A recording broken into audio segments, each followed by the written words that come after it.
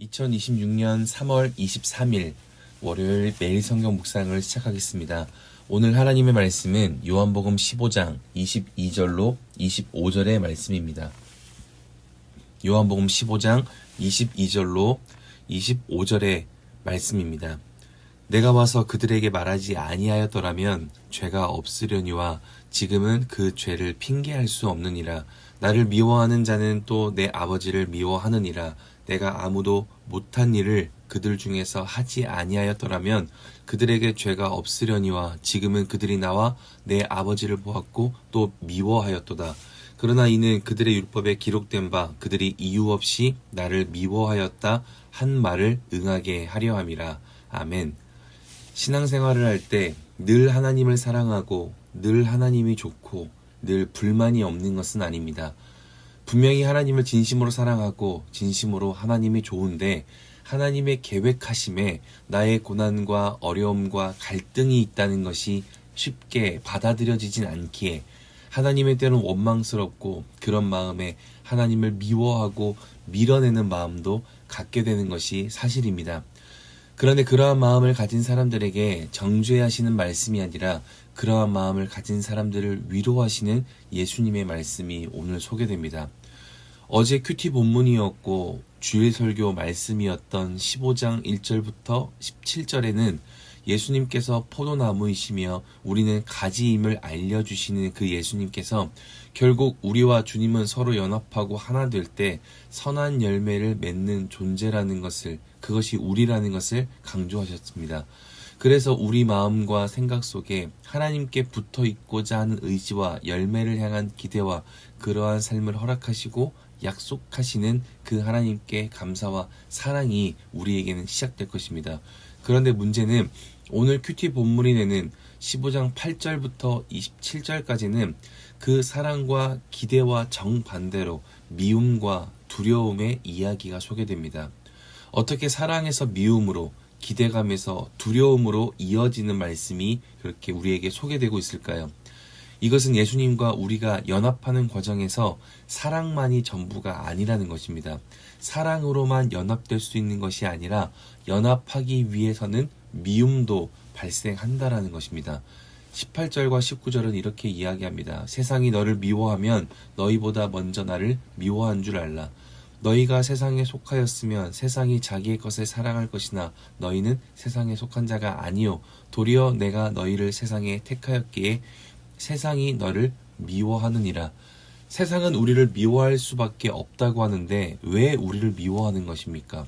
세상에게 속한 자, 즉 자기에게 속한 자가 아니라 하나님께 속한 자이기에 우리를 미워하는 것입니다. 그런 의미에서 우리가 첫 번째로 기억해야 할 것은 내가 지금 하나님께 속한 자인지 세상에 속한 자인지를 돌아봐야 한다는 것입니다. 내가 세상의 미움을 받고 있는가를 어떻게 확인할 수 있습니까? 믿음 때문에 불편한 것이 무엇인가를 통해서 확인할 수 있습니다. 19절은 정확히 말합니다. 세상에 속하였으면 세상이 자기의 것을 사랑할 것이나 우리가 세상에 속했으면 얼마나 이 세상에서의 삶이 기쁘고 평안한지 모릅니다. 마치 수영장에서 짧고 달라붙는 옷을 입고 그렇게 화장을 전혀 하지 않아도 부끄럽지 않은 이유는 모두가 수영하기에 모였고 수영하는 기준에 따라서 모였기 때문입니다. 그러나 수영 선수가 축구장에 그러한 복장과 그러한 모습으로 축구는 할 수 있으나 세상의 주목을 받으며 비난과 수치를 경험할 수밖에 없는 이유는 수영의 기준에 속한 자가 축구의 현장에 있기 때문입니다. 우리도 마찬가지입니다. 내가 정말 하나님께 속한 자라면 하나님 때문에 내가 불편을 겪고 믿음 때문에 갈등하고 주저하는 것이 있어야 합니다. 그것이 믿음의 삶이요 하나님께 속한 증거이기 때문입니다.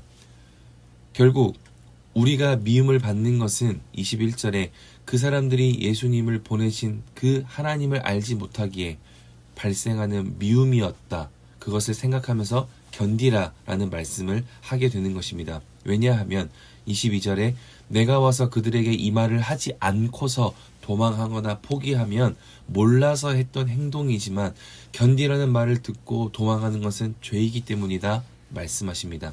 그래서 우리는 하나님의 말씀을 기억하며 견딜 수 있는 힘을 달라고 기도하는 것입니다. 그런데 여기서 문제가 생깁니다. 예수님은 세상이 우리를 미워할 것이다 라고 가르치시는데 그 미움을 이렇게 말씀하십니다. 25절 그러나 이는 그들의 율법에 기록된 바 그들이 이유 없이 나를 미워하였다 한 말을 응하게 하려 함이라. 즉 자신들은 이유가 있어서 미워한다고 하겠지만 그것은 이유가 되지 않으니 이유 없는 미움이라는 것을 기억하라는 것이죠. 그런데 잘 생각해보면 우리도 하나님을 향한 이유 없는 미움이 참 많이 있습니다. 하나님의 말씀과 상관없이 내 삶의 어떤 모습들로 하나님이 너무 밉고 하나님의 의도와 계획과 약속과 상관없이 내 삶의 생각들과 결정들로 하나님이 원망스럽고 하나님과 상관없는 것으로 그렇게 내 마음이 무너질 때가 있습니다. 하나님은 오늘 이것을 통해 우리에게 말씀하시며 우리의 마음을 찌르는 것이 아니라 우리의 마음을 위로하십니다. 심지어 이 본문 말씀을 시작하시기 전에 이 말씀을 먼저 하셨습니다. 오늘의 이야기가 시작되는 가장 첫 마디 18절을 잘 보면 세상이 너희를 미워하면 너희보다 먼저 나를 미워한 줄 알라. 즉 믿음을 지켜서 살아가는 그 삶이 너무나 힘겹고 어려울 때마다 이것을 기억하라는 것입니다. 너희가 못나서도 아니고 너희에게 어떤 이유가 있어서도 아니고 너희에게 어떤 잘못이 있어서가 아니라 세상은 하나님을 먼저 미워하였고 나의 자녀가 된 너희를 그렇게 똑같이 미워하는 것이니 너희가 믿음 안에서 미움이 생길 때 너희에게서 이유를 찾지 마라. 나에게서 찾고 위로를 얻으라. 그렇다면 반대로 내가 하나님과 상관없는 것으로 미워하고 있을 때는 어떤 말이 되는 것입니까? 나에게서 찾을 수 없는 미움이 생길 때에는 나를 미워하지 않고 사랑하도록 노력해라. 나를 원망하고 싶을 때에는 오히려 나를 믿으라. 나에게 기대가 생기지 않을 때에는 오히려 나의 약속을 품고 그 상황을 이겨내라. 그리하면 이유 없는 미움이 이유 있는 기쁨이 될 것이다. 즉 하나님은 우리에게 여전히 사랑을 이야기하고 계신 것입니다.